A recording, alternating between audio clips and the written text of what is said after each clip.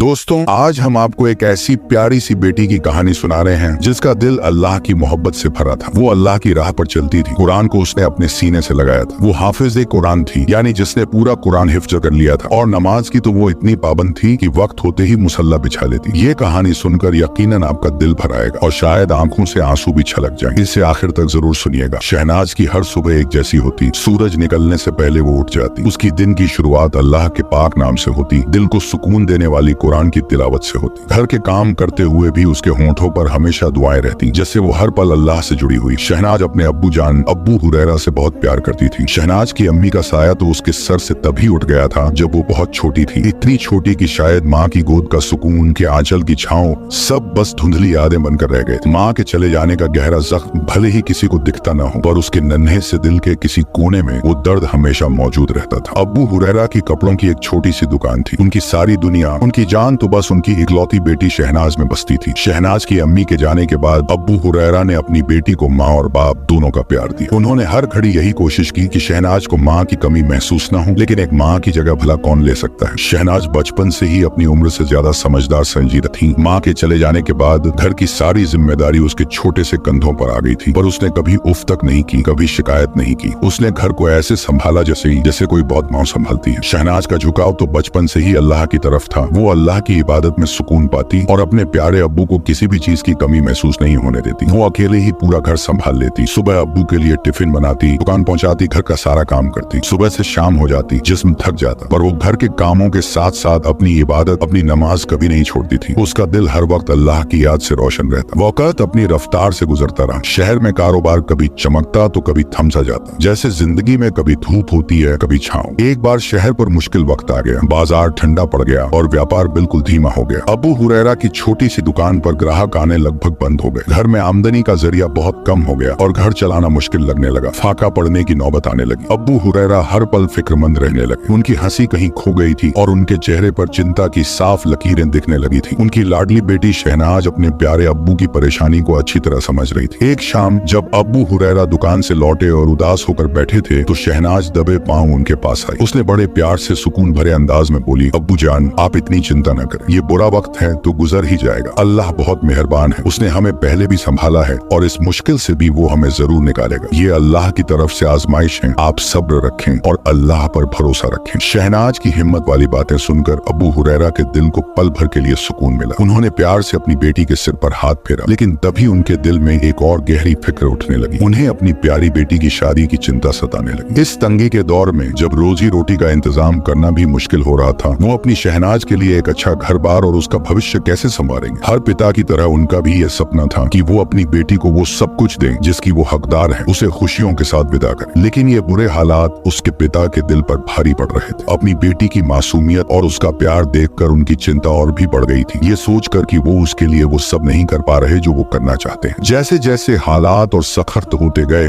अब्बू हुरैरा के दिल में चिंता का बोझ गहराता गया। उनकी सारी फिक्र अपनी बेटी शहनाज के मुस्तकबिल पर आकर टिक गई थी। वो सोचते रहते, अगर यही आलम रहा तो मैं अपनी लाडली शहनाज के लिए कुछ भी न कर पाऊंगा। कैसे उसका घर बसेगा, कैसे उसे सुख मिलेगा। ये ख्याल उनके जहन में कांटे की तरह चुभते थे। एक दिन शहर के नामी गिरामी दौलतमंद ताजिर अब्दुल रशीद उनकी दुकान पर आए। अब्दुल रशीद अपनी शोहरत और दौलत के लिए तो मशहूर थे, लेकिन उनकी नेक नामी के चर्चे कम ही थे। उन्होंने अब्बू हुरैरा से कुछ देर तक तरह तरह की बातें की और बातों बातों में उनकी बेटी शहनाज का जिक्र छेड़ दिया। अब्बू हुरैरा ने अपनी बेटी की सादगी, उसके सुलझे हुए स्वभाव और नेक दिली के बारे में बताते हुए उनकी आंखें नम हो गई। उन्हें अपनी बेटी पर फख्र था। अब्दुल रशीद ने बड़े ध्यान से अब्बू हुरैरा की बातें सुनी। सुनने के बाद उन्होंने जरा रुक कर कहा, अब्बू हुरैरा साहब, मैंने आपकी बेटी की तारीफ सुनी है। सुना है वह घर गृहस्थी के काम में माहिर है और नेक लड़की है। मेरा बेटा आदिल जवान है और मुझे उसके लिए एक अच्छी समझदार बहू की तलाश है। मेरी दिली ख्वाहिश है कि आप अपनी बेटी का हाथ मेरे बेटे आदिल के हाथ में दे दें। अगर आप सहमत हों तो हम आपस में गहरे रिश्तेदार बन सकते हैं। उन्होंने बात पूरी करते हुए उम्मीद भरी नजरों से अब्बू हुरैरा की ओर देखा। अब्बू हुरैरा ये बात सुनकर गहरी सोच में डूब गए। अब्दुल रशीद और उनका खानदान वाकई इज्जतदार और रसूख वाला था। आदिल की तारीफ उन्होंने भी सुन रखी थी कि वह एक बाअखलाक नौजवान है। उन्होंने अब्दुल रशीद से कुछ वक्त मांगा ताकि वह अपनी बेटी से इस अहम मसले पर बात कर सकें। घर आकर अब्बू हुरैरा का दिल भारी था। सहमी हुई तभी आवाज में उन्होंने शहनाज को अब्दुल रशीद के पैगाम के बारे में बताया। शहनाज यह सुनकर एकदम उदास हो गई। उसकी आंखों में आंसू भर आए। उसने लड़खड़ाती आवाज में कहा, अब्बू जान, अगर मैंने शादी कर ली तो आपका क्या होगा। आप बिल्कुल अकेले अकेले पड़ जाएंगे। आपकी फिक्र मुझे हर पल सताएगी। ये सोचकर भी मेरा दिल बैठा जाता है। उसकी आवाज में पिता के अकेले रह जाने का दर्द साफ झलक रहा था। अब्बू हुरैरा ने प्यार से शहनाज के सर पर हाथ फेरा। उनकी आवाज में प्यार और थोड़ी मायूसी थी। कहने लगे, नहीं मेरी बच्ची, ऐसा नहीं सोचते। हर बेटी को एक दिन अपने घर जाना होता है, यही दुनिया का दस्तूर है। मेरा क्या है, मैं तुम्हें कब तक अपने पास रखूंगा। तुम्हें भी अपनी जिंदगी देखनी है, अपना हक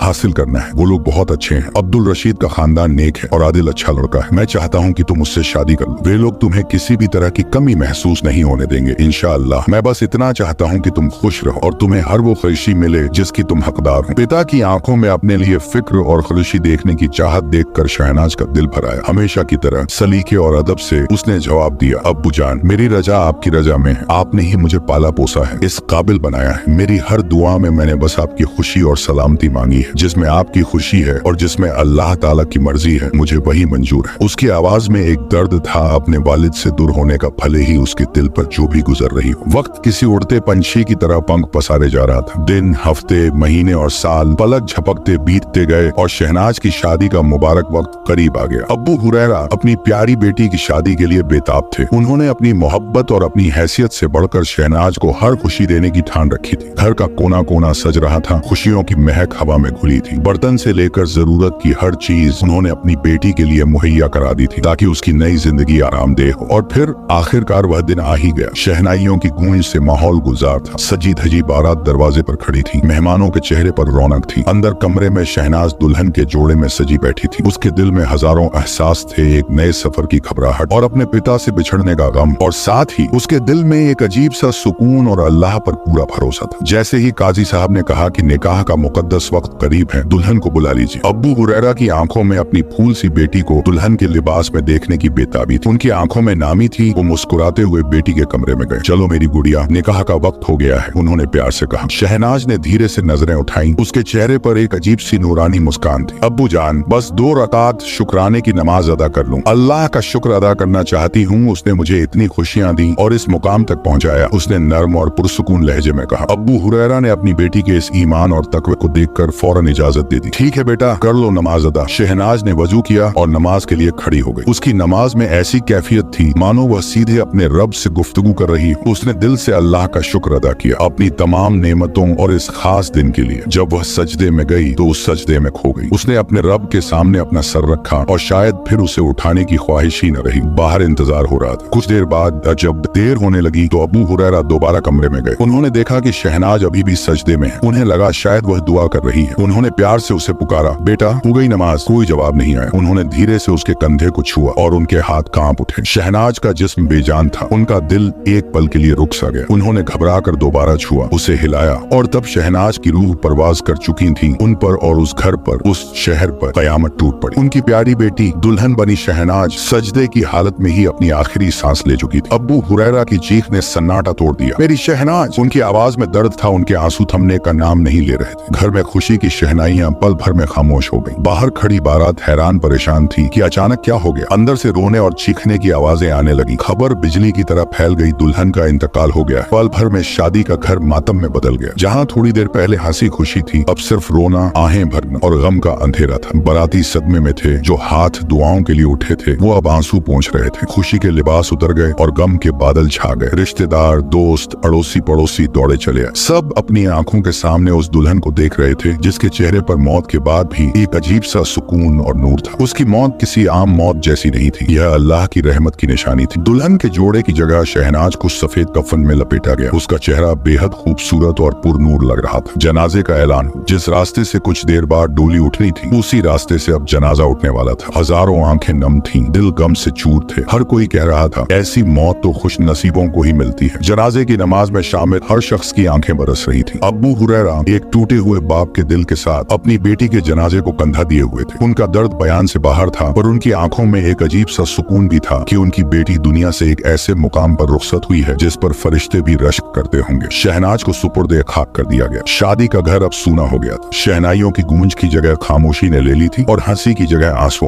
अब्बू हुरैरा और उनका परिवार इस गहरे सदमे में था। घर का हर कोना शहनाज की याद दिलाता था। उसके कमरे में रखी किताबें, उसके कपड़े, सब उसकी गैर मौजूदगी का एहसास दिलाते थे। वक्त मरहम तो नहीं लगाता, पर जख्मों के साथ जीना सिखा देता है। अब्बू हुरैरा अब अकेले पड़ गए थे। अब उनकी बीवी और बेटी दोनों छोड़ के जा चुके चुके थे, भयानक सच्चाई के साथ जीना सीख रहे थे। शहनाज की मौत ने उन्हें और उनके आसपास के लोगों को एक बहुत बड़ा सबक सिखाया था कि जिंदगी कितनी आरजी है और मौत कभी भी किसी भी वक्त आ सकती है। सबसे बेहतर तैयारी अल्लाह की इबादत और उससे मोहब्बत है। शहनाज ने ईमान, मोहब्बत और अल्लाह के खौफ का वो इल्म हासिल कर लिया था जो उसे कामयाबी के सबसे ऊंचे मुकाम तक ले गए। उसकी सजदे वाली मौत हर किसी के लिए एक यादगार और रहनुमा सबक बन गई। लोग उसे याद करते थे, उसकी इबादत और उसके तकवे की मिसालें देते थे। अब्बू हुरैरा को अपनी प्यारी बेटी के बिछड़ने का गहरा सदमा था। उनका दिल अक्सर गम से भर जाता था, मगर जब वो सोचते थे कि उनकी बेटी की रूह अल्लाह के सामने सजदे की सबसे पाक और मुकद्दस हालत में निकली तो उनके दिल को सुकून मिलता। एक तसल्ली होती कि उनकी बेटी जन्नत में है। या बेटी की याद तड़पाती, वो अपनी बेटी और अपनी बीवी की कब्रों पर जाते। वहाँ बैठकर वो खामोशी से दुआएं करते, उनकी मगफिरत मांगते,